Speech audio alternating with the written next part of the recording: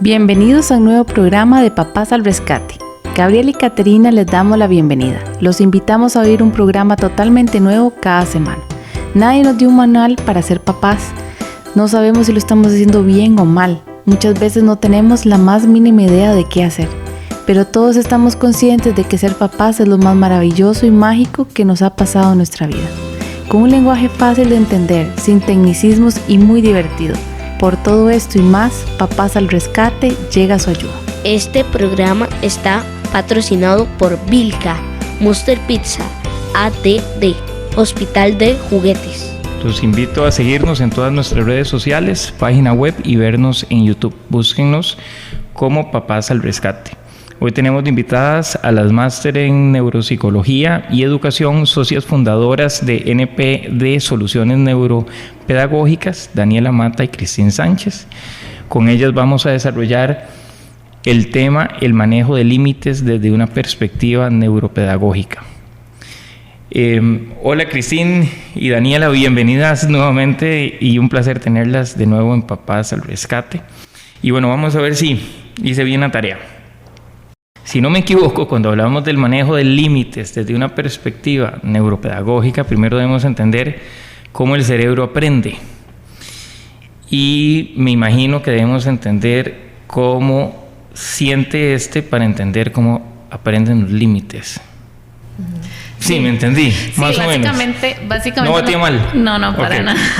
Básicamente lo que queríamos dejar claro es que vamos a estar hablando desde una perspectiva neuropedagógica, o sea, esa es nuestra área, por decirlo así. Entonces sí es muy importante que nosotros tenemos que entender cómo se aprenden esos límites, cómo el cerebro aprende, cómo el cerebro siente, y a partir de eso nosotros poder actuar y poder definir esos límites. Sí, porque, a ver, normalmente se ha hablado de cómo los niños sienten, ¿verdad? Del lado psicológico. Ajá. Pero ahora lo vamos a hablar de cómo funciona realmente esto en el cerebro, cuando se le ponen límites y cómo entenderlos, pero cómo funciona el cerebro del niño, entonces es más fácil aplicarlos. Exactamente. Sí, es muy importante también tener claro que cuando hablamos de manejo de límites estamos hablando de algo, de un estímulo que es externo, ¿verdad? Porque el límite no es como que el niño ya lo trae incorporado y viene programado ya con el límite, sino que es algo que el adulto tiene que organizar desde lo externo, ¿verdad? Bueno, aparte es muy subjetivo de familia a familia. También. Sí, es muy contextual, en realidad viene siendo también una adaptación a las exigencias del ambiente. Entonces, dependiendo de ese ambiente en que yo me desenvuelva, de mi cultura, de las exigencias que tengan, como decís vos, en mi familia, dependiendo de todo ese contexto y lo que se me exige, entonces es como yo me adapto a eso, ¿verdad? Okay. Sí, y para eso también tenemos que tener muy claro como adultos cuáles son como nuestros estándares, ¿verdad? A veces, y qué tan funcional es ese límite, o para qué quiero poner el límite, ¿verdad? Quiero poner el límite porque es algo que va a beneficiar a mi hijo o mi hija, o quiero poner el límite porque es algo que a mí me molesta, ¿verdad? Porque de repente yo digo, bueno, es que a mí me molesta que ande con el suéter todo el día, ¿verdad? Y quiero poner un límite a esa conducta, pero realmente al final de cuentas, ¿qué implicaciones tiene esa conducta como tal? ¿Verdad? ¿Es realmente tan relevante o no? En ese contexto, ¿está realmente como afectando al niño en algo o a alguien más o no?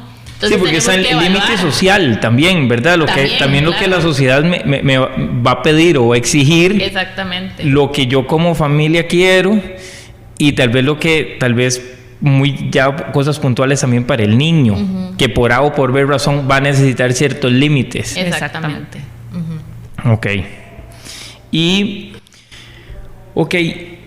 ¿El manejo del límite está relacionado con la conducta o no? Sí, está 100% relacionado, porque el límite lo vamos a ejercer sobre una conducta en particular. Sí, exactamente. Como dice Cristín, nosotros observamos ciertas conductas y a partir de eso es que ponemos un límite. Eso es lo que nosotros observamos en el chico, algo que tal vez no está cumpliendo mis expectativas. Claro. Entonces a partir de eso yo tengo que imponer algún tipo de regla o algún tipo de orden para poder modificar esa conducta que yo estoy observando. Sí, entonces los límites van directamente relacionados sobre las conductas, obviamente. Exacto. Una conducta que yo no quiero que él haga o que quiero que él modifique, Entonces a eso le pongo un límite. Ok, ahora, ¿cómo limitar una conducta de un niño? O sea, una conducta específica, digamos, ya que estamos hablando de conductas, ¿cómo limitar una conducta específica de un niño? Bueno, lo primero sería entender tal vez, ¿verdad? ¿Por qué se está dando esa conducta? ¿Verdad? ¿Cuál es el objetivo que esa conducta tiene para ese niño? Porque cuando una persona ejecuta, digamos, una acción, es porque está buscando algo, ¿verdad? Está buscando cumplir una necesidad, está buscando cumplir un objetivo, está buscando obtener algo a cambio, ¿verdad? Entonces, primero tengo que poder aclarar por qué está sucediendo esa situación en particular, para poder saber qué herramientas son las que me sirven mejor. Y sí, ahí tenemos que aprender mucho a observar también, o sea, a veces como que nos desesperamos y empezamos a ver algo que no nos gusta, lo queremos cambiar ya, pero es importante poder observar y empezar a darnos cuenta, porque hay también motivaciones o estímulos que nos incitan a actuar, pueden ser extrínsecos, o sea, puede ser una situación que esté pasando alrededor, a algún chico que esté ahí molestando, o algo que pasó que me asustó, entonces reaccioné de cierta forma, puede ser algo intrínseco, o sea, alguna motivación que venga dentro de él, alguna necesidad, algún pensamiento que él tiene sobre lo que puede generar esa conducta. Entonces, primero lo más importante sería observar y entender por qué se está dando. Ok, antes de ahondar un poquito en esto, ¿qué es intrínseco y qué es extrínseco? Bueno, los estímulos extrínsecos es cualquier estímulo, cualquier situación que sea externa, que esté en el ambiente. Okay, entonces puede ser, por ejemplo, no sé, que cada vez que la mamá regaña al estudiante, al niño, por ejemplo, que él se pone a llorar. Entonces el estímulo externo sería, no sé, el grito de la mamá, la voz de la mamá, lo que la mamá le dijo, ¿verdad? O los gestos que él percibió, todo eso viene de afuera. O el típico, digamos, lo típico que pasa en los supermercados, el berrinche del supermercado, o sea, estamos bombardeándolo también de estímulos extrínsecos, el poder ver todo ese montón de cosas deliciosas o que se me antojan o que me encantaría tener, son estímulos extrínsecos. Sí, una juguetería y quiero llevarme todo. Exactamente. Sí, o puede ser una luz, un sonido, ¿verdad? Todo lo que sea externo.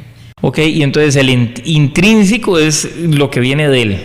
O sea, no sé, calor o no. Sí, exactamente. Puede ser algo muy fisiológico, como que tengo hambre, sueño, por ejemplo, tal vez estoy muy ansioso por algo, ¿verdad? Exacto. Eso ya viene como del cuerpo, por decirlo así. Ajá, ok. Sí, entonces cuando el niño quiere algo, sí, tiene calor, tiene mucho frío, está incómodo por algo. Ajá, exactamente. Que puede ser a veces una combinación de extrínseco e intrínseco. Claro. Ok, y hay que saber a veces... Sí, como tal vez poniendo ese ejemplo que decía Cristín, tal vez el chico tuvo una profesora en un año que siempre le gritaba mucho, esa profesora le daba español y cada vez que hacía la letra fea le borraba y le gritaba, y ya cambiamos de año, cambia de profesora, pero cada vez que viene español, entonces ya el chico se siente ansioso, va a sentir como algo, digamos como una negativa hacia lo que sea el trabajo de español. Pero ya eso no va a ser extrínseco, ya no es la profesora nueva, porque no sabemos cómo ella va a actuar, pero ya hay algo intrínseco, que puedes decir que está relacionado con algo que él vivió. Ok, entonces, vamos a ver, entendiendo si es intrínseco y extrínseco, igual viendo ver también si hay una mezcla, hay que saber, ¿verdad?, analizarlo, y por qué nuestro hijo actúa como actúa, ahí podemos comenzar a establecer los límites, ok, a partir de ese momento. Exactamente. Ok, perfecto. Ahora, ¿qué tenemos que considerar para entender las conductas? Ok, y aquí vamos a ahondar un poquitito más, porque lo primero que tenemos que entender es el factor emocional, o sea, que es una emoción, y lo que estábamos diciendo al principio, desde una perspectiva neuropedagógica, o sea, ¿qué pasa en el cerebro cuando tengo una emoción muy fuerte? Por ejemplo. Entonces, ahí hemos conversado varias veces que hay una parte del cerebro que se llama sistema límbico. Y ese también se llama como cerebro emocional. Entonces ya la misma palabra lo dice, o sea, es como el centro que maneja todas las emociones. Y esa parte del cerebro es más instintiva. ¿Qué quiere decir? Que tal vez no somos tan conscientes, no lo podemos controlar. Entonces, cuando llega un estímulo de estos que estamos hablando, ya sea extrínseco o intrínseco, que ese sistema límbico lo ve como amenazante, o lo ve como algo importante ahí a detectar, entonces ya va a empezar a generar un montón de hormonas y de sustancias para que el cuerpo responda. Entonces pueden ser positivas o pueden ser negativas, ¿verdad? Si hablamos del caso negativo, entonces ahí es cuando hablamos como del cortisol, de la hormona del estrés, y empieza a prepararse también todo el cuerpo como con pulsaciones, para contención también muscular, para correr o para, ¿verdad? Prepararse para cualquier situación que venga. Si es defensa o es ataque. Defensa, y en eso ni nos damos cuenta. O sea, ya todo eso pasó y tal vez ni siquiera hemos llegado a darnos cuenta qué es específicamente lo que estamos viendo, lo que estamos sintiendo, lo que estamos recibiendo. Eso pasa con una emoción. También si es muy positiva, también va a generar otro tipo de sustancias, ¿verdad? Como la dopamina, la serotonina, todas este tipo de sustancias que más bien nos van a hacer sentir como muy alegres o muy emocionados, y nos va a buscar más bien repetir esas situaciones. Entonces, eso es como a nivel físico lo que pasa con una emoción. Y sí está también como más establecido, por decirlo así, que cuando el sistema límbico se activa muy fuerte, perdemos conexiones también con la corteza, o sea, con la parte consciente de nuestro cerebro. Entonces, ahí es cuando tal vez a veces se habla o decimos, es que lo dije sin pensar, o es que no quería decírtelo de esta forma. ¿Por qué? Porque ya nuestro sistema límbico está actuando sin que nosotros estemos pensando conscientemente o estemos analizando esa situación. Sí, tal vez como para contextualizarlo un poco más, por ejemplo, sucede cuando, como el ejemplo que decía Daniela, tal vez el estudiante tuvo una profesora que antes le gritaba mucho, ¿verdad? Que le borraba todo el trabajo, entonces todo eso él siempre lo va a asociar con algo negativo, ¿verdad? Y con algo amenazante. Entonces, cada vez que se exponga a esa situación, la reacción va a ser de evadir o atacar, ¿verdad? Entonces, ¿qué conductas podríamos observar en un niño, digamos, en esa situación? Que se ponga a llorar, ¿verdad? O que le grite a la profesora, o que haga un berrinche, o que entonces, o eso sería como el ataque, ¿verdad? La huida podría ser que entonces empiezo a pido permiso para ir al baño cada 5 minutos, ¿verdad? O digo que no quiero hacer eso, me pongo a jugar, me pongo a hacer otra cosa. Entonces son las respuestas, digamos, a una emoción que está haciendo en ese momento muy fuerte. Claro, o ir al dentista. O los chiquitos estos que tienen que amarrarlos a veces para cortarles el pelo. Exactamente. ¿Verdad? Tuvieron una mala experiencia y quiere la mamá que se porte bien, y lo que pasa es que el sistema límbico entra, y entonces el chiquito lo que va a hacer es, lo que tiene presente es la mala situación que vivió o que ha vivido varias veces, y se va a poner alerta. Exacto. Sí, lo que busca es sobrevivir, digamos. Y eso ya es algo físico, o sea, ya no tenemos como esa conexión, tal vez, por decir, con una parte más consciente, y a veces nos pasa, digamos, como adultos, que ya estamos en media crisis y le decimos, pero es que entienda, que es que tal cosa, por ejemplo, el ejemplo del dentista, pero no, es que este dentista es muy bueno, venga, véalo. Ya tal vez a tratar de hablar y razonar en ese momento ya no va a ser funcional. Porque ya el cerebro ya está, o sea, ya el cuerpo bloqueado, está preparado para otra cosa. Entonces, más bien lo que a nivel físico debemos tratar es de bajar primero todo ese tipo de defensa o ese tipo de huida que está sacando en esas emociones, y mantenerlo un poco, nivelarlo un poco, y a partir de eso entonces ya poder actuar y razonar. Sí, a veces es como innecesario darles un tiempo, digamos, están como en un berrinche, se puso a llorar, mejor darle un tiempo a que se calme, y ya después intentar, como dice Daniela, razonar y hablar, que en ese momento, porque en ese momento no va a ser funcional, y más bien lo que va a hacer es empeorar la situación, ¿verdad? Sí. Seguimos como enfocándonos en el estímulo que generó la situación en primer lugar. Inclusive es que a uno como adulto le pasa, o sea, cuando te vas de las casillas y si a uno como adulto le pasa, ahora a un niño que no se conoce aún, que apenas está aprendiendo a conocerse, ¿cómo le vas a exigir algo que a muchísimos adultos les cuesta mucho manejar? Claro, totalmente. Y entonces al final te pones al mismo nivel del niño, o sea, al final es quién es el que grita más.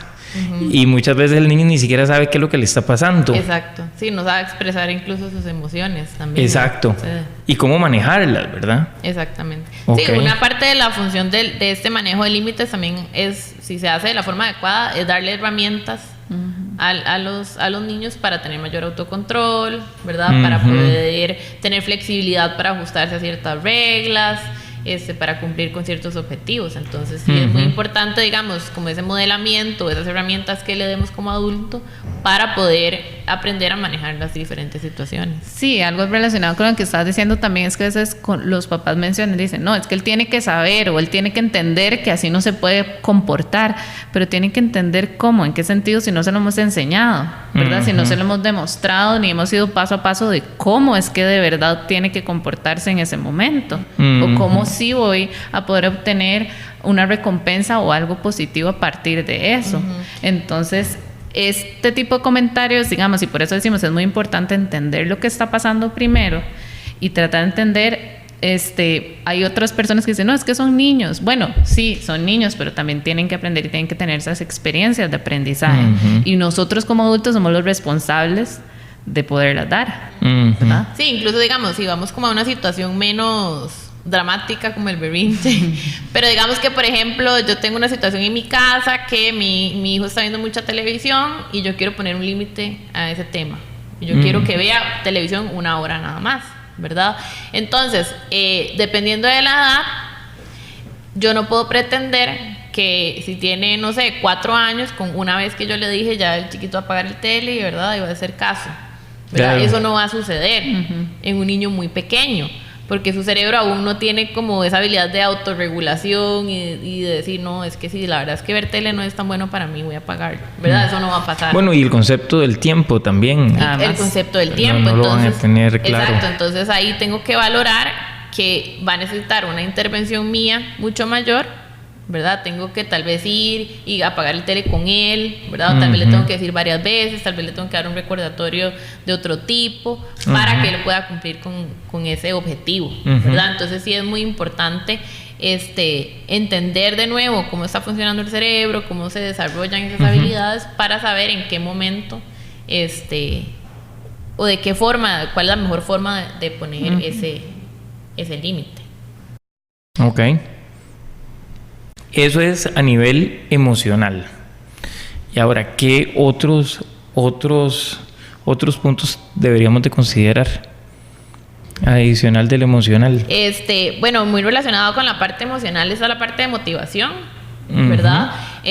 Las conductas siempre van a estar guiadas por una motivación, ¿verdad? Nosotros cuando, por ejemplo, si yo estoy viendo tele, es porque esa actividad está generando una motivación en mí, es algo que a mí me gusta, que me llama la atención, me genera, como dice Daniela, estoy en un estado tal vez de relajación y los niveles de dopamina y serotonina se elevan. Sí, me genera placer. Eso genera placer, exactamente. Diversión. Exacto, ¿verdad? Entonces, siempre, o por ejemplo, puede ser que algunas veces los niños buscan atención, pero tal vez lo buscan con una conducta inadecuada, ¿verdad? Entonces, tal vez es el berrinche, o es llorar, o es ir a molestar al compañero. Entonces tenemos que entender muy bien cuál es la motivación de ese niño para saber también, por ejemplo, si está haciendo una conducta inadecuada, qué motivación me puede llevar a mí a aumentar una conducta adecuada, ¿verdad? O qué motivación, por ejemplo, si yo le voy a decir que tiene que seguir unas reglas, ¿qué lo puede motivar a cumplirlas, ¿verdad? Porque si en él no está como el estímulo o la iniciativa de cumplir la regla solo porque sí, tengo que buscar algo externo que lo motive a cumplirlo, ¿verdad? Mientras logro establecer como un patrón y ya él se acostumbre. Claro. Y esto también tiende a ser como más obvio ya pensando en adolescentes, por ejemplo, o sea, ya hay muchísima mayor conciencia de las reglas, de qué es lo que se debe cumplir, de qué está bien y qué no está bien, pero existe una motivación muy grande a nivel social o a nivel personal que me va a hacer actuar de cierta forma. Entonces ahí también cuando podemos tener un ejemplo, o sea, los estudiantes que se van de fiesta, por ejemplo, y tienen exámenes a la siguiente semana, ellos saben perfectamente qué es lo que hay que hacer y ya el límite está, ya saben cómo poder tener el objetivo, pero ese objetivo que es sacar buena nota en el examen no es tan motivante como lo que va a generar ir a la fiesta. Por supuesto, ¿verdad? claro. Entonces ahí es donde tenemos que entender la importancia de la motivación y que cuando queremos poner un límite, al final de cuentas lo que yo voy a obtener haciendo eso tiene que ser igual o más motivante que lo que va a ser si no lo cumplo. Sí, esos son extrínsecos. O sea, ir a la fiesta, pasarla súper bien, ojalá ligar una chavala o un chavalo, o ir a sacarme un 80 una semana después. Exacto. Además de esa habilidad de poder postergar un placer inmediato por un placer posterior. Porque claro, posiblemente yo después llego al examen, me doy cuenta que no sé nada, que me va a ir pésimo y tal vez digo, no debí haber ido. Claro. Y soy consciente de que era más importante el examen. Pero en el momento de decidir postergar una recompensa inmediata por otra que va a suceder después, es un ejercicio que también requiere de mucha madurez, ¿verdad? No, y que hay otras que no son ni siquiera después, que van a ser meses o años después, claro, que vas a recoger eso. Exacto.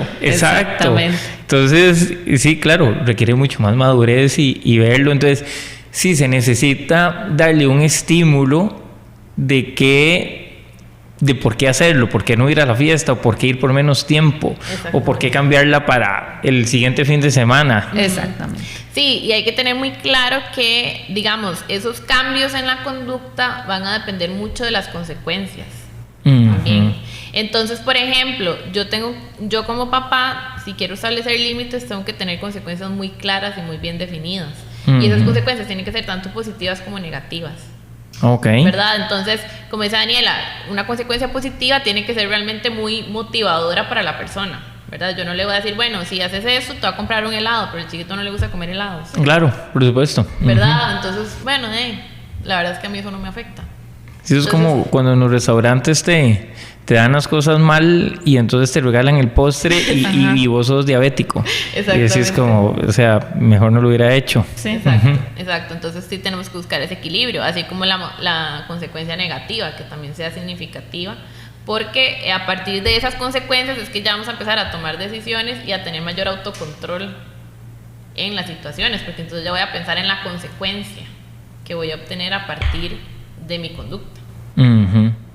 Yo he oído que las consecuencias tiene uno que darlas, o sea, tiene que sacarlas uno junto con el niño o junto con el adolescente, que tiene que ser algo que entre los dos se busquen, porque si no al final no es una consecuencia, sino es una imposición de parte de los papás. Si haces esto, vas a hacer esto, pero entonces se terminan imponiendo, y entonces lo que hay que buscar es como, que igual, ¿cuál es la consecuencia que vos crees que tengas que tener por esto y esto y esto? Y ahí buscar un balance, porque obviamente ellos siempre van a tirar a lo más suave. Exacto. Uno va a tirar a lo más duro, tal vez, y buscar un balance entre ambos, y que él sea parte de, o sea, que la persona sea parte de sus propias consecuencias, o sea, que él sea partícipe y él las haya elegido. Entonces, como ponerle las reglas claras. Lo otro que había leído y en otros programas habíamos hablado era de que vos tenés que dejarle las reglas claras a las personas antes. Digamos, a vos te dan las reglas antes. Vos te montas en un carro y ya vos sabés que si te brincas un alto te van a hacer una multa, puedes chocar. No, te brincas el alto, te chocaron, o te brincas el alto y después te hacemos la multa. Entonces no sabías. Entonces, antes de que sucedan las cosas, antes de ponerle los límites, hay que ponerle los límites con las consecuencias.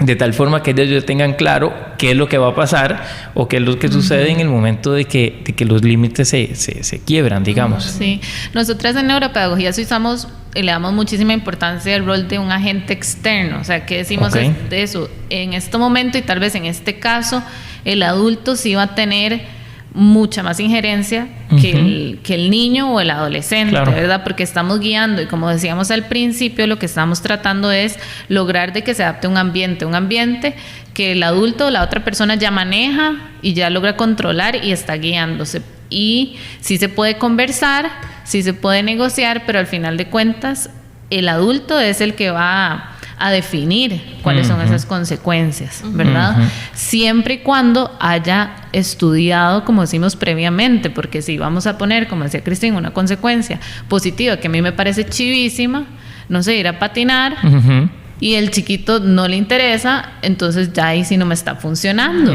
Pero si yo lo converso, si ya entiendo qué cosas sí le motivan, y a partir de eso lo definimos, está perfecto. Y sí, para nosotros es fundamental que sí sea anticipada. O sea, sí tenemos que dejar la cancha marcada, por decirlo así, Y claro. que quede muy claro lo que se espera, y dependiendo también de la edad y del nivel, también generar otro tipo de apoyos que pueden ser recordatorios de lo que va a pasar. Porque tal vez poniendo este ejemplo, yo tal vez estudié para el examen de manejo, pero ya al mes se me olvidaron cuáles eran las normas, y entonces ya no me acuerdo, tal vez porque tal vez Cristín sí se acuerda perfectamente porque ella sí lo memorizó y se lo sabe, pero a mí se me pasa olvidando. Entonces, ¿qué recurso puedo tener yo para recordarme de eso, para que no me llegue a pasar y que recuerde las consecuencias?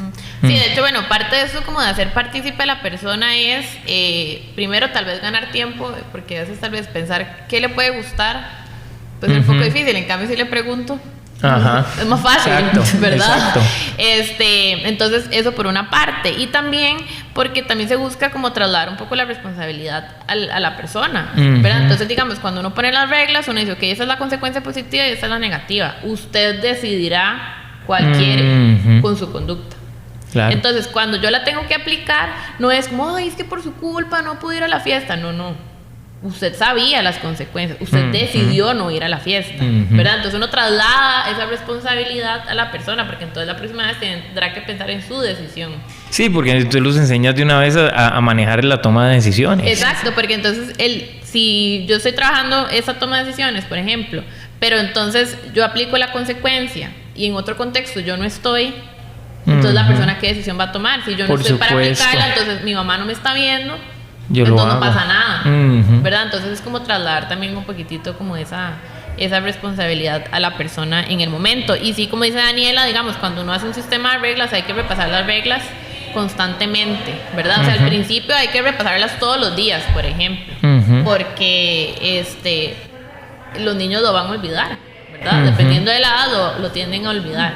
Entonces sí es muy importante. Una pregunta, uno puede hacer, no sé si será muy extremo o no, como ¿verdad? Como en el colegio, en las escuelas, que hacen un reglamento y se los pega uno en el cuarto. Y uno dice, ok, tal cosa, tal consecuencia, tal cosa positiva, negativa, tum.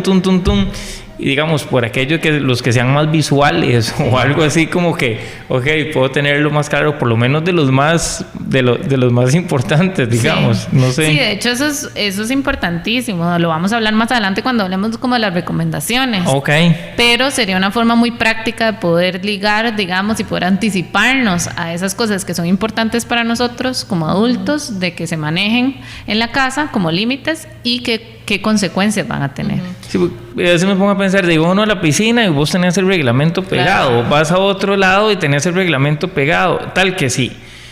Vos, vas a una piscina y haces algo que no se debe hacer y en el reglamento no está, usted reclama, diga, en el reglamento no está. O sea, yo no sabía, ¿cómo iba a saberlo? Exacto. Entonces no me pueden culpar de algo, no me pueden castigar de algo que yo no sabía. Exactamente. Sí, es muy importante, y además así es como otro recurso, porque a veces tal vez la mamá o el papá repitiendo las reglas todos los días, digamos que la voz de ellos se vuelve ya como aburrido y ya es como el cerebro es inmune. Exacto. A ese Eso, estímulo, otra ¿verdad? vez Ya lo ni le pongo, mismo. empiezo a hablar Exacto. y hablar, pero escuché las primeras 3 palabras, pero ya lo último ya digo, bueno, Claro. qué pereza, ya me lo sé. Claro. Entonces es otra forma de recordarlo sin... Ok, perfecto. Entonces hagamos una cosa, vamos a un corte y ya regresamos. Este programa está patrocinado por Vilca, Monster Pizza, ATD, Hospital de Juguetes. Bueno, y ya estamos de regreso. Les recuerdo que estamos con Daniela Mata y Cristín Sánchez. Ellas son máster en neuropsicología y en educación y son socias fundadoras de NPD, Soluciones Neuropedagógicas. Y estamos hablando del manejo de límites desde una perspectiva neuropedagógica. Estuvimos hablando de cómo, bueno, parte de lo que el enfoque del programa es cómo trabaja el cerebro en los límites y cómo funciona el cerebro de un niño, de un adolescente. Y si entendemos cómo el cerebro funciona, es más fácil para nosotros pues entenderlos y poner los límites y trabajar con ellos, básicamente. Y entre lo que hablamos, estuvimos hablando de diferentes puntos a considerar para poder entender cómo las conductas de los niños y de los jóvenes. Entonces hablamos de las emociones, hablamos de la motivación, hablamos del contexto también, hablamos del papel del adulto, cuál es la función del adulto en todo esto. Y no sé si... Ajá. Sí, yo creo que ahí sería importante también como retomar un poquitito cuando estábamos hablando de que el cerebro a veces puede llegar como un estado de supervivencia, un instinto de supervivencia. Ajá. ¿Y qué nos referimos a eso? A veces el cerebro no puede llegar a distinguir entre lo que nosotros percibimos que es real, que está sucediendo, y lo que nosotros pensamos o sea, llegamos a sentir de una situación. Okay. Entonces, como adultos tenemos que comprender también muchísimo esas conductas en los chicos, por ejemplo, a un miedo a ir al doctor, por ejemplo. Entonces, que desde que nos pasó un día de estos que un chico venía y como nosotros estamos en un consultorio médico, él pensaba que venía al doctor. Claro. Entonces, desde que viene el pasillo, oímos gritos y yo no quiero ir al doctor. Y la mamá le decía, pero no, que esto no es un doctor, es una teacher, le decía.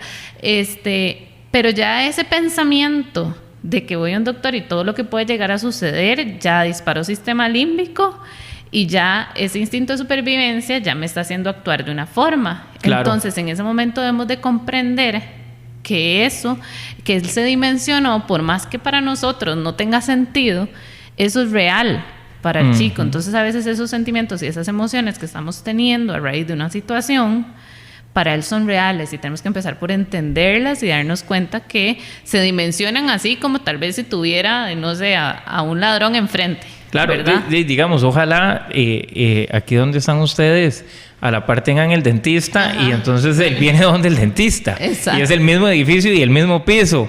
Y ojalá, a través de eso, para grabar más las cosas, ojalá un día la mamá o el papá le hayan mentido. Y ella le ha dicho que hayan ido por un lado y terminaron yendo donde el dentista. Claro, entonces ahora, ¿cómo yo le voy a creer a mi mamá o a mi papá que realmente no vamos donde el dentista o X? Sí, uno puede llegar a pensar y decir, ay, ese chiquito no se controla, o que esa mamá que va a ver qué hace con ese chiquito que lo trae arrastrado del pasillo, pero ya es una emoción que está viviendo. Ya tenemos que también comprender que en ese momento, como decíamos anteriormente, no podemos pretender que el chiquito, solamente por decirle no, es que aquí no es el doctor, ya ya mi cuerpo ya reaccionó. Por supuesto.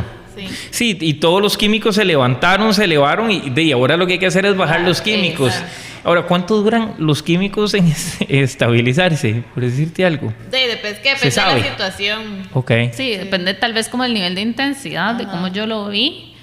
Pero, por ejemplo, en este caso que venía, apenas entró, le dijo la teacher, no, pero mira, aquí lo que vamos a jugar, lo que tengo es un juego, y lo que tenía era como un juego con unos tucos ya tirados en el piso, entonces ya ven y velo, tocalo, y ya de una vez ya bajó, y a los 3 minutos ya estaba, ¿verdad? Y entonces dice, empezamos a jugar, y entonces empezaron a hablar de otra cosa, y jugaron, y ya se pudo dar la sesión normal, como siempre pasaba. Sí, exactamente. En esos casos funciona mucho la anticipación, ¿verdad? Entonces, si ya yo sé que esa situación sucede, entonces antes de ir yo le puedo explicar, mira, vamos a ir donde aquella teacher, acuérdate que el edificio se parece al de un doctor, pero acuérdate que no es un doctor, ¿te acordás cuando fuimos, verdad? Entonces lo preparo antes. Claro. Me anticipo a esa situación, le anticipo a él qué es lo que va a pasar, y entonces no me genera tanta ansiedad del no saber, ¿verdad? Voy a pensar que voy para otro lugar, entonces ya puedo como preparar la situación y el terreno para que no sea tan intenso. Bueno, eso hacemos nosotros con la pulga. Nosotros, antes de ir a tal lado, o sea, depende de lo que sea, 2, 3 días antes empezamos a decirle, claro, vamos a ir, ahora que lo tuvimos que operar, entonces igual como de una semana antes, entonces empezamos a explicarle que por qué era y que se iba a sentir mejor, y le empezamos todo el cuento, creo que como 15 días antes, o sea, y sí, ya llegan, digamos, por lo menos ya saben a lo que van. Exacto. Ya van más preparados. Se minimiza como el impacto de la situación. Exacto, no es a qué vine, ¿verdad? Y entonces, claro, se genera este shock. Aparte de lo que vos decís, entonces se ponen en alerta y todo se complica más. Ok, vamos a ver. Para esto hay reglas básicas de cómo manejo la conducta de mi hijo, o sea, me imagino. Y porque eso es un issue enorme para los papás, ¿verdad? Sí, de hecho a mí me gustaría como que tal vez es como de tenerlas ahí pegadas en la refri o algo así, como para que cada vez que uno tenga como una situación que está viviendo en que uno no sabe qué hacer, volverlas como a retomar, a ver si estoy haciendo todo lo necesario para poder manejar ese límite. Digamos, primero, ya lo hemos hablado muchísimo, pero poder definir qué es lo que yo necesito, qué es lo que yo espero de mi hijo o de mi hija y por qué, y darnos cuenta que lo que viene es de una exigencia del ambiente, ¿verdad? O sea, por eso mismo, por ejemplo, si yo soy religiosa y acostumbro a ir a misa, y entonces para mí me genera mucho estrés tener que ir con los chicos a misa porque empiezan a correr y que andan por todo lado y que todo eso.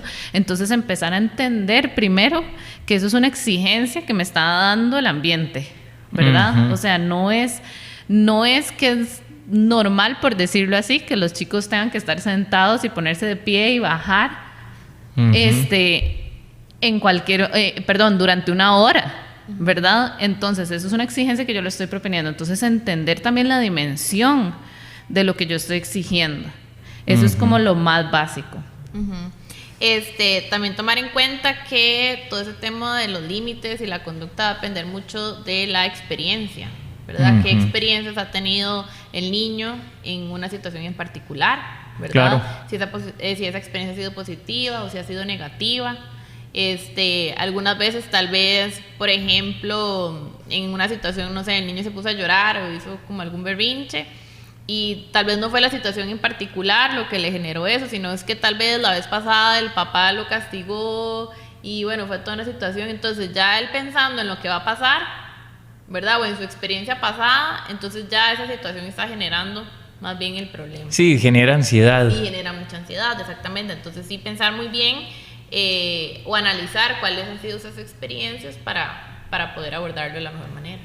Y digamos, igual, tengo un amigo que se me oye, me va a decir, ¿por qué le das con los dentistas? ¿Por qué él es dentista?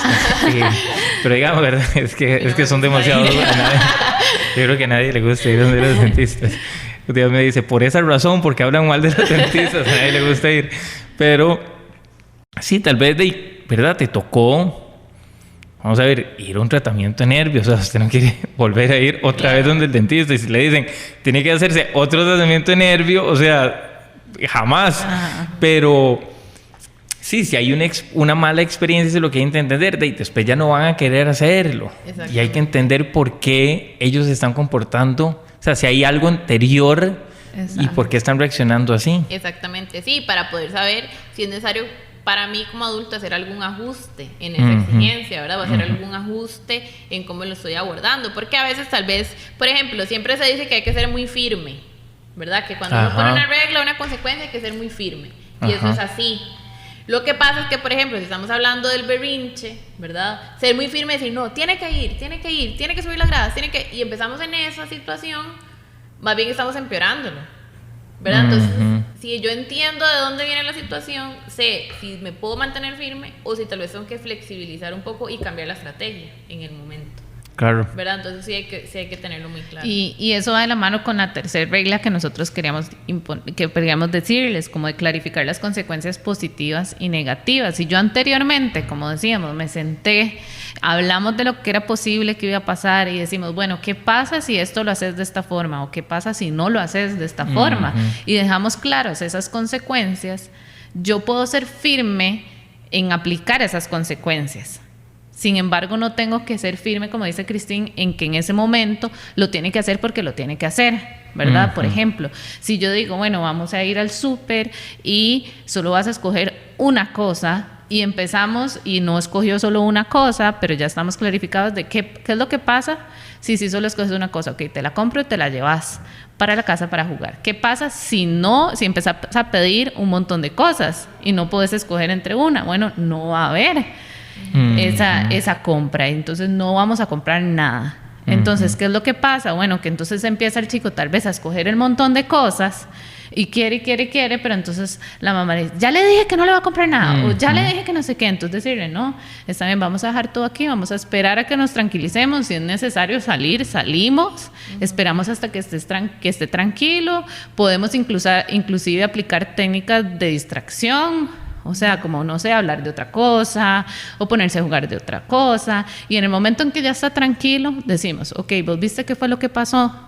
Ok, ¿qué fue lo que pasó? No pudimos escoger. ¿Y qué fue lo que habíamos dicho? Que eso no, entonces no se compraba. Bueno, eso fue lo que pasó. Y ahí es donde somos firmes, ¿verdad? Pero seguir a veces, tal vez, con esa de imponer y imponer y de decir, no nos sirve en ese momento, porque la emoción está ahí. Sí, claro, y más porque el niño va a estar también en un estado emotivo extrínseco por situaciones extrínsecas, entonces es uno que tiene que ser el adulto, sentarse con él, explicarlo, dejar que las cosas se calmen para poder avanzar en vez de forzar las cosas. Exactamente. Sí, es muy importante igual, antes de tal vez llegar a ese punto, ir recordando, digamos, si yo voy para el súper, como dice el ejemplo de Daniela, y él va a querer, yo sé que me va a pedir algo, entonces en el carro le digo, bueno, solo una cosa. Cuando me bajo y estoy entrando al súper, ¿cuántas cosas puedes comprar? Solo una. Ok, vamos a ir a buscarla. Acordate, solo una. O sea, de verdad hay que repetirlo muchas veces, sí, ¿verdad? Claro. Porque para que lo puedan incorporar dependiendo de la edad. Y en esto, creo que así como una nota, como adultos tenemos que tener mucha paciencia. Porque no es un proceso que se resuelve de un pronto a otro, ¿verdad? Sí, no es porque lo digas una vez, ya lo van a aceptar. Y es un tema que puede generar mucha frustración, pero, digamos, parte del proceso es no desesperarse. Porque en esa situación del berrinche, en el súper y el estrés y todo el mundo moviéndome, entonces yo me estreso. Y cedo a la situación. Claro. Ay, bueno, ya, ok, entonces saben, lléveselos todos. Y ya me traje abajo todo el proceso. Claro. Porque yo me desesperé, ¿verdad? No tuve como esa paciencia o no pude sostener la situación en el momento. Entonces eso es importantísimo. Hay dos puntos que yo siempre he oído, que siempre dicen es, a usted que le importa lo que el mundo piense. O sea, si el chiquito está pegando 40 gritos y se está parando de cabeza, y el resto del supermercado está diciendo que chiquito, o sea, no es problema, o sea, ninguno de ellos lo mantiene a uno, ninguno de ellos le ha dado nada a uno, así que sencillamente que se joda el resto. O sea, me siento con mi hijo, arreglo la situación que mi hijo, lo que dure, lo que tenga que durar, porque al final la persona más importante es mi hijo, no es el alrededor. Exactamente. Y después ya, se resuelve. ¿Y qué piensa? Y saber que eso es parte del proceso. Y que es parte del proceso. Porque en el momento en que yo quiera cambiar un sistema, un hábito, y quiera poner una regla, esa va a ser la primera reacción, ¿verdad? Obviamente, dependiendo, los niños más pequeños van a tender a llorar y que hacer berrinches, ya más grandes va a haber resistencia, pero de otra forma. Claro. ¿Verdad? Pero entender que no es que no me está funcionando, ¿verdad? Y entender que las primeras 5 veces va a ser eso. Claro. Yo me tengo que preparar mentalmente de que esa va a ser el panorama mientras logro incorporar la regla, ¿verdad? Claro. Y que tendré que resolverlo en el momento, pero que las primeras veces va a haber mucha resistencia de parte de la persona y que tengo que manejarlo y sostenerlo hasta que ya lo logremos incorporar, y eso va a empezar a disminuir. Pero es parte de, ¿verdad? Sí, que inclusive llega como un momento que esa conducta se puede intensificar. Claro. O puede suceder más frecuente. O sea, si nosotros lleváramos como un registro de cuándo va pasando y cómo va pasando, y empezamos a hacer este tipo de cambio, es normal. Y sí va a llegar a pasar de que inclusive el chico va a decir, si antes me lo compraba gritando, ahora voy a gritar más. Claro, por supuesto. ¿Verdad? Porque estamos tratando de cambiar algo que ya... Y miden fuerzas también. Totalmente. Ok, he hecho esto, ¿y qué pasa si pego 3, 4 gritos? Y bueno, y si le hice un escándalo a mi mamá aquí y me resultó, lo voy a seguir haciendo. Y una cosa que decía una amiga, se lo apliqué yo para la vida con el enano de nosotros, es, ella me decía, yo tengo claro que si yo voy al supermercado con mis 2 hijos, son 45 minutos lo más que yo puedo durar en el supermercado, porque después de los 45 minutos los más ya se pierden. Entonces, pero antes de esos 45 minutos ellos están tranquilos, o ir a comprar ropa, o ir a hacer algo. Yo sé, les tengo 1 hora, yo sé que a la hora y media, después de eso no hay cómo controlarlo, ya les entra muchísima ansiedad, ya se aburren, y entonces creo que también uno como papá tiene que aprender a conocer los tiempos de los hijos. Totalmente. Y decir, ok, ya, porque si ya al chiquito ya le pasó el tiempo, o sea, ya después de 1 hora, ya él pierde todo, aunque le compres 10 cosas, porque ya no es una cuestión de comprar 10 cosas, o 20, o 1, ya es que el carajillo se quiere ir de ahí porque está harto. Ya sea chiquito, pequeñito o adolescente o uno como adulto. El famoso chiste de los hombres que les da pereza ir a comprar ropa con las mujeres. O sea... por dicha ahora existen los smartphones y entonces te metes ahí en Facebook y en Instagram y en todo lo que exista y entonces y en jueguitos, pero sí es terrible. Nada más que uno como adulto lo puede manejar un poquito mejor y dependiendo, o sea, porque después salís y ya sea la esposa o el esposo, ¿verdad? Es que duraste demasiado, la verdad, y ahí va toda esa retahila hasta el carro. Y ahí es la importancia de que su amiga sí se tomó tal vez como el tiempo de observar hasta qué momento me empezaba a tal vez a molestar, por ejemplo, ya esa situación. Entonces, ya ella sabe, ya ella lo tiene definido de esa forma. Si por X motivo ya ella sabe que no lo va a lograr en solo 45 minutos, ya tendrá que tomar otro tipo de acciones porque sabe que eso viene. Exacto. Es lo mismo con cualquier otra conducta. Si yo la observo y si yo sé por qué sucede, puedo evitarla o puedo anticiparme que no suceda, pero si ya sé que va a suceder, también puedo generar acciones que me van a hacer que no tenga tanto impacto, que no se desarrolle de la forma que no espero, ¿verdad? Entonces es la importancia de observar. Ok. Y vamos a ver, recomendaciones. Bueno, creo que hemos hablado mucho de recomendaciones en medio de las reglas, pero ¿qué recomendaciones adicionales podríamos darles, además de estas reglas con las que hemos hablado? Tal vez, bueno, una podría ser en cuanto a la definición de las reglas, que sean cortas y claras, ¿verdad? Y que sean poquitas al principio, porque a veces tal vez queremos cambiar un montón de cosas, entonces ponemos todas las reglas y al final mentira como que el chiquito está acordando de todas, ¿verdad? Claro. Sino como ir teniendo como metas más a corto plazo.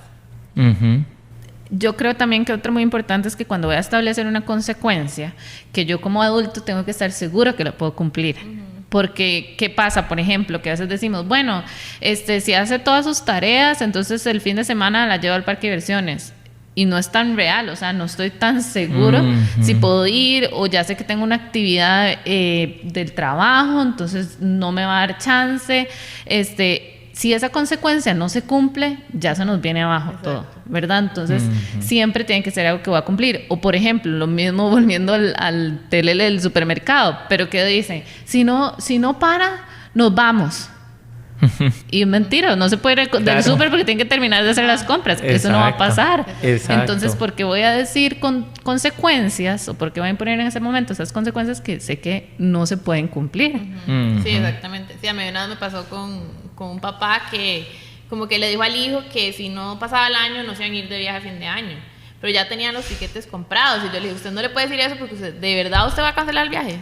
Sí. No lo va a cancelar, ¿verdad? Entonces, digamos, como ese tipo de cosas uno tiene que saber que realmente lo puede cumplir, porque si no va a perder validez. Entonces la próxima vez que uno quiera poner un límite y quiera poner una consecuencia, obviamente el niño ya va a saber que no es verdad, ¿verdad? Sí, bueno, a mí una vez me dejaron en el país y se fueron. No. Sí. Bueno, muy bien, por si allá tus papás quedó muy bien. A mí sí me lo hicieron, a mí me dejaron. Muy congruentes. Sí. Pero sí, eso es fundamental, de verdad. Y a veces a nosotros se nos olvida, porque uno en la desesperación de ver cómo hace para que reaccione o para que quiera hacer la conducta que yo espero de ellos, yo le digo tal vez lo peor que puede pasarles o lo mejor que les puede pasar para ver si lo hacen. Pero eso no se cumple. Entonces ya ahí se empieza a perder como credibilidad también en el adulto. Exacto. O también, tal vez yo como adulto me dejo llevar mucho por mis emociones, entonces en el momento escojo una consecuencia negativa, horrible, porque estoy muy enojada, entonces para desquitarme, eso fue lo que escogí. Y entonces después se me pasa el enojo y digo, ay no, pobrecito. Ay, sí, no, claro. ¿cómo le voy a hacer eso? Y entonces ya digo, bueno, no, la verdad no importa. Entonces, también tengo que tener como mucho autocontrol de no dejarme llevar por la emoción del momento y tratar de pensar como muy conscientemente, ok, cuál va a ser la consecuencia, pero objetivamente, ¿verdad? No porque si estoy más enojada, la consecuencia es peor. Y si estoy menos enojada, más suave. No, sí, claro. La consecuencia tiene que ir congruente con la conducta. Tiene que ser como... Sí, yo había leído que para hacer las consecuencias, uno debería de sentarse, hacerlas, antes de que sucedan, ¿verdad? Claro. Ponerle reglas antes de que sucedan, como en todos los ámbitos de la vida, y hacerlas tranquilamente. O sea, ver para no sencillamente extralimitarse en una situación y que después uno diga, no lo de haber hecho o lo hice. A ver, es lo que siempre digo, a veces uno les exige a los niños o a los adolescentes un nivel de madurez que a veces uno como adulto no tiene. Totalmente. Entonces, a veces hay que ponerse en los zapatos de ellos. Si uno no lo logra, ¿cómo le vas a pedir a alguien muchísimo más inmaduro que lo logre? Claro, totalmente. Sí, hay que autoevaluarse, ¿verdad? En esa parte. Y ahí es cuando también pasamos como otra recomendación de que hay que siempre ser explícito. O sea, no podemos asumir de que, ok, ya él va a la escuela, ya tiene que saber cómo funciona la escuela y qué es lo que se espera de él en la escuela, ¿verdad? No podemos asumir que eso va a suceder, o no podemos asumir porque él vaya y él vea que el compañerito fue y levantó el plato y lo puso en la pila, el hermano, entonces él ya lo tiene que hacer también. Exacto. ¿Verdad? Entonces, ¿qué definir qué es importante para mí en mi hogar? De que se establezca como un límite o como una regla, y a partir de eso entonces empezar a desmenuzarle, a decir, bueno, ¿qué es lo que necesito que él haga a partir de eso? Y enseñarlo. Claro. Incluso hasta hacer como un sistema de reglas para todos en la casa. Ajá. ¿Verdad? Porque lo que buscamos con el límite es que lo puedan llevar a otros contextos y que entiendan el porqué de la importancia, ¿verdad? El límite no es solo como porque mi mamá se va a enojar, mi papá me va a castigar. Exacto. Esa no es la idea del límite. La idea del límite es que yo entienda, ¿verdad? ¿Por qué sí debo hacerlo y por qué no? ¿Verdad? Sí, y aquí en otro momento lo puedo aplicar. O cuando pasa, papá lo hace o mamá lo hace, pero yo no lo puedo hacer. Y es medio injusto, porque no todo el hay mundo... congruencia, O el ¿verdad? hermano mío lo puede hacer y yo no lo puedo Entonces hacer. hay que ser muy congruentes en eso, sí. Ok. Otra cosa que se me olvidó que les iba a contar igual sobre esto, los límites que... bueno, que pasa mucho, que es, en la casa de mi abuela lo puedo hacer, pero en mi casa no lo puedo hacer. Y entonces donde vos venís... Y de ahí hay límites diferentes dependiendo de dónde vayas. O a veces dice la abuela, usted en su casa usted puede hacer lo que le da la gana, pero en esta casa esto no lo hace. Y creo, no sé si a veces uno debería tener como los límites un toque más estandarizados. O sea, cuesta mucho, ¿verdad? Porque y meterse con las suegras o con la mamá es un toque complicado a veces. Pero por lo menos yo creo que hay cosas, tal vez lo más básico, hacer un core, ¿verdad? Así bien como que... Por favor, o sea, esto en tu casa, que por favor se respete, y esto en la otra casa, por favor, que se respete y que se mantenga. Siempre puede haber ahí un juego. Sí, vamos a ver, y nosotros también vamos a llegar a conocer de cierta forma a nuestros hijos y sabemos qué cosas no van a poder ser negociables porque estamos en un trabajo ¿verdad? Entonces, teóricamente, ojalá debería ser congruente en todos los ambientes que se desenvuelve, pero sabemos que no pasa.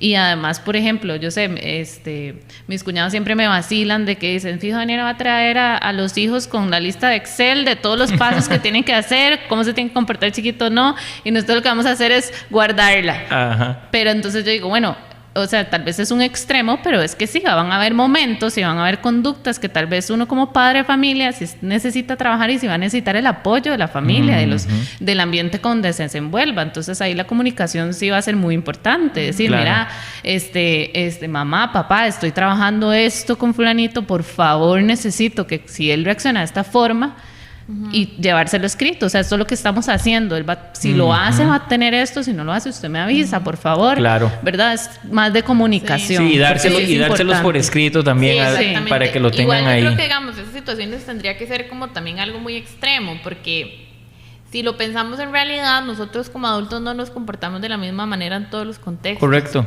Nosotros decidimos cómo comportarnos. Entonces, yo no me comporto igual en el trabajo que en una fiesta familiar, y es por una razón.